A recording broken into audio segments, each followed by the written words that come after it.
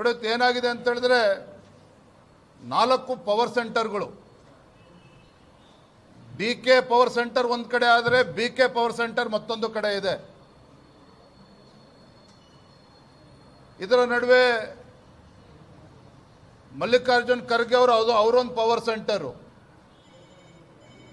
ಮತ್ತೊಂದು ಕಡೆ ಸಹಜವಾಗಿಯೇ ಸಿದ್ದರಾಮಯ್ಯ ಪವರ್ ಸೆಂಟರ್ ಅಂತೂ ಇದ್ದೇ ಇರ್ತದೆ. ಹಾಗಾಗಿ ಈ ಪವರ್ ಸೆಂಟರ್ಗಳೇನಿದ್ದಾವೆ ಮುಖ್ಯಮಂತ್ರಿಗಳಿಗೆ ನಿದ್ರೆಗೆಡಿಸುವಂಥದ್ರಲ್ಲಿ ಯಾವುದೇ ಒಂದು ಸಂಶಯ ಇಲ್ಲ. ನಾನು ಮೊನ್ನೆನೂ ಕೂಡ ಹೇಳಿದ್ದೆ, ಅವಧಿ ಪೂರ್ವ ಚುನಾವಣೆ ನಡೆದರೂ ಕೂಡ ಆಶ್ಚರ್ಯ ಪಡಬೇಕಾಗಿಲ್ಲ. ನಾನು ಗೌರವಾನ್ವಿತ ಮುಖ್ಯಮಂತ್ರಿಗಳಿಗೆ ಹೇಳೋದಕ್ಕೆ ಇಷ್ಟಪಡ್ತೇನೆ, ಮೊನ್ನೆ ಅವರನ್ನು ಕೂಡ ಹೇಳಿದ್ದಾರೆ. ಈಗಾಗಲೇ ಬರುವಂಥ 4-5 ತಿಂಗಳುಗಳಲ್ಲೇ GBA ಲೋಕಲ್ ಬಾಡಿ ಎಲೆಕ್ಷನ್ಸು ಎಲ್ಲ ಚುನಾವಣೆಗಳನ್ನು ಕೂಡ ಬರುವಂಥ 4-5 ತಿಂಗಳಲ್ಲಿ ಮಾಡ್ತೇನೆ ಅನ್ನೋ ಮಾತನ್ನು ಹೇಳಿದ್ದಾರೆ.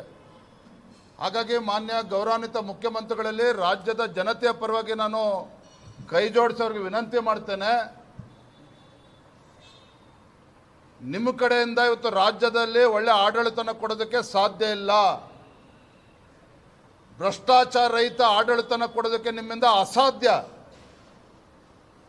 ನಿಮ್ಮ ಸರ್ಕಾರದಿಂದ ರಾಜ್ಯದ ಜನರಿಗಾಗಲಿ, ಬಡವರಿಗಾಗಲಿ, ರೈತರಿಗಾಗಲಿ ಏನೇ ಒಳಿತನ ನೀವು ಮಾಡೋದಕ್ಕೆ ಸಾಧ್ಯ ಇಲ್ಲ. ಕಾರಣ ಏನಪ್ಪ ಅಂತ ಹೇಳಿದ್ರೆ, ನಿಮ್ಮದು ಒಂದೇ ಉದ್ದೇಶ, ಒಂದೇ ಧ್ಯೇಯ, ಕರ್ನಾಟಕ ರಾಜ್ಯವನ್ನು ನಿಮ್ಮ ಗಾಂಧಿ ಕುಟುಂಬಕ್ಕೆ ಮಾರುವಂಥ ಕೆಲಸ ಕಳೆದ 3 ವರ್ಷದಿಂದ ಏನು ಮಾಡ್ಕೊಂಡು ಬಂದಿದ್ದೀರಿ, ಅದನ್ನು ಮುಂದುವರಿಸ್ತಕ್ಕಂಥ ಒಂದು ಷಡ್ಯಂತ್ರ ಇದರಲ್ಲಿ ಇದೆಯೇ ಹೊರತು ಕರ್ನಾಟಕ ರಾಜ್ಯವನ್ನು ಗಾಂಧಿ ಕುಟುಂಬಕ್ಕೆ ಒಂದು ಅಡ ಇಡುವಂಥ ಕೆಲಸವನ್ನು ನೀವು ಮಾಡೋದಕ್ಕೆ ಹೊರಟಿದ್ದೀರಿ. ಖಂಡಿತ ನಿಮಗೆ ಒಳ್ಳೇದು ಮಾಡೋದಕ್ಕೆ ಸಾಧ್ಯ ಇಲ್ಲ. ಈ ಕಾಂಗ್ರೆಸ್ ಸರ್ಕಾರದಿಂದ ರಾಜ್ಯದ ಜನರು, ಬಡವರು, ರೈತರು ಯಾರೂ ಕೂಡ ಒಳಿತನ ಅಪೇಕ್ಷೆ ಪಡೋದಕ್ಕೆ ಸಾಧ್ಯ ಇಲ್ಲ. ಹಾಗಾಗಿ ನಾನು ವಿನಂತಿ ಮಾಡ್ತೇನೆ ಮಾನ್ಯ ಮುಖ್ಯಮಂತ್ರಿಗಳಿಗೆ, ಮುಂದಿನ 4-5 ತಿಂಗಳುಗಳಲ್ಲಿ ಏನು ಚುನಾವಣೆಗಳು ಮಾಡ್ತೀನಿ ಅಂತ ಹೇಳ್ತಾ ಇದ್ದಾರೆ, ಸ್ಥಳೀಯ ಸಂಸ್ಥೆಗಳು ಮತ್ತೊಂದು, ಅದ್ರ ಜೊತೆಲಿ ವಿಧಾನಸಭೆಯನ್ನು ಕೂಡ ವಿಸರ್ಜನೆ ಮಾಡಿ, ವಿಧಾನಸಭೆಯನ್ನು ಕೂಡ ವಿಸರ್ಜನೆ ಮಾಡಿ ಹೊಸದಾಗಿ ಜನರ ಒಂದು ಜನತಾ ಆದೇಶವನ್ನು ಪಡೆದುಕೊಂಡು ಬರುವಂಥ ಕೆಲಸವನ್ನು ಮಾಡಿ ಜನತಾ ನ್ಯಾಯಾಲಯಕ್ಕೆ ಹೋಗುವಂಥ ಒಂದು ನಿರ್ಧಾರವನ್ನು ತಾವು ಮಾಡಬೇಕು ಅನ್ನುವ ವಿನಂತಿಯನ್ನು ರಾಜ್ಯದ ಜನರ ಪರವಾಗಿ ನಾನು ಮಾಡ್ತಾ ಇದ್ದೇನೆ. ಜೂನ್ 3ಕ್ಕೆ ಪದಗ್ರಹಣ, ಜೂನ್ 5ಕ್ಕೆ ರೆಸಿಗ್ನೇಷನ್ ಕೊಟ್ಟು ನಿಮ್ಗೆ ಏನು ಅನ್ಸುತ್ತೆ? ಒಂದು ಕಡೆ ಹೈಕಮಾಂಡ್ ಮತ್ತು CM ಇಬ್ಬರು ಕೂಡ ಸೀನಿಯರ್ ಲೀಡರ್ಸ್ನ ಒಂದೇ ಮಟ್ಟ ಕರ್ಕೊಂಡು ಹೋಗೋದಕ್ಕೆ ಫೇಲ್ಯೂರ್ ಆಗಿದ್ದಾರೆ ಅಂತ ಅನ್ಸುತ್ತೆ. ಜೂನ್ 3ನೇ ತಾರೀಕು ಪದಗ್ರಹಣ, ಜೂನ್ 5ನೇ ತಾರೀಕು ಗುದ್ಲಿ ಪೂಜೆ ಪ್ರಾರಂಭ ಆಗಿದೆ. ಅದು ರಾಮಲಿಂಗಾರೆಡ್ಡಿ ಅವರು ಪ್ರಾರಂಭ ಮಾಡಿದ್ದಾರೆ. ಇನ್ನು ಅನೇಕ ಸಚಿವರಲ್ಲಿ ಅಸಮಾಧಾನ ಭುಗಿಲೆದ್ದಿರುವಂಥದ್ದು ಕೂಡ ನಾವು ನೋಡ್ತಾ ಇದ್ದೇವೆ. ಈಗ ನಾನು ನೋಡ್ತಾ ಇದ್ದೆ ದೃಶ್ಯ ಮಾಧ್ಯಮಗಳಲ್ಲಿ ಜಾರ್ಜ್ ಅವರು ಕೂಡ ಬೇಸರ ಮಾಡ್ಕೊಂಡಿದ್ದಾರೆ ಅಂತೇಳಿ. ಮುನಿಯಪ್ಪನವರಂತೂ ಈಗ ಬಹಿರಂಗವಾಗಿ ಹೇಳಿಕೆಯನ್ನೇ ಕೊಟ್ಟಿದ್ದಾರೆ.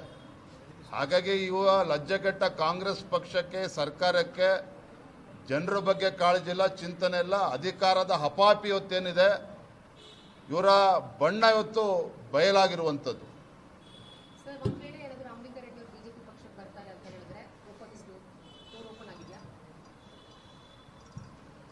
ಭಾರತೀಯ ಜನತಾ ಪಾರ್ಟಿ ನಮ್ಮ ಸಂಘಟನೆ ಸುಭದ್ರವಾಗಿದೆ.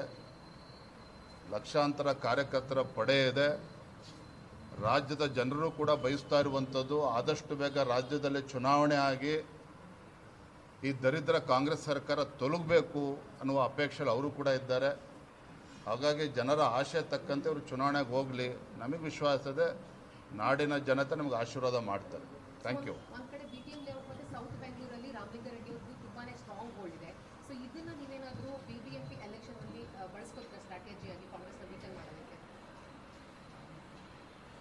BJP ನಾವು ಗೆಲ್ಲಬೇಕು ಅಂತೇಳಿದ್ರೆ ಕಾಂಗ್ರೆಸ್ಸಿನ ಆಂತರಿಕ ಕಚ್ಚಾಟದಿಂದ ನಾವು ಗೆಲ್ಲಬೇಕು ಅಂತೇನಿಲ್ಲ. ವಿಶೇಷವಾಗಿ ಬೆಂಗಳೂರು ಮಹಾನಗರದ ಬಗ್ಗೆ ನಾನು ಕೇಳೋದಕ್ಕೆ ಮಾತಾಡ್ತೇನೆ. ಮಾನ್ಯ ಮುಖ್ಯಮಂತ್ರಿಗಳೇನು 1,000 ಕೋಟಿ ಘೋಷಣೆ ಮಾಡ್ತೇನೆ, 2,000 ಕೋಟಿ ಘೋಷಣೆ ಮಾಡ್ತೇನೆ ಅಂತೇಳಿ ಕಳೆದ 3 ವರ್ಷದಲ್ಲಿ ಯಾಕೆ ಮಾಡೋದಕ್ಕೆ ಸಾಧ್ಯ ಆಗಲಿಲ್ಲ? ಬೆಂಗಳೂರು ಮಹಾನಗರವನ್ನು, ಮಹಾನಗರ ಪಾಲಿಕೆನ 5 GB ಅಂತೇಳಿ ಘೋಷಣೆ ಮಾಡಿಕೊಂಡು ಗಬ್ಬೆಬ್ಸುವಂಥ ಕೆಲಸನೂ ಕಾಂಗ್ರೆಸ್ ಅವರೇ ಮಾಡಿರುವಂಥದ್ದು. ಈಗ 5 GB 2 GB ಮಾಡ್ತೇವೆ ಅಂತೇಳಿ ಮಾಡ್ತೇನೆ ಹುಡುಗಾಟ ಕಾಡ್ತಾ ಇದ್ದಾರೆ ಇವತ್ತು ಬೆಂಗಳೂರು ಜೊತೆಲೆ.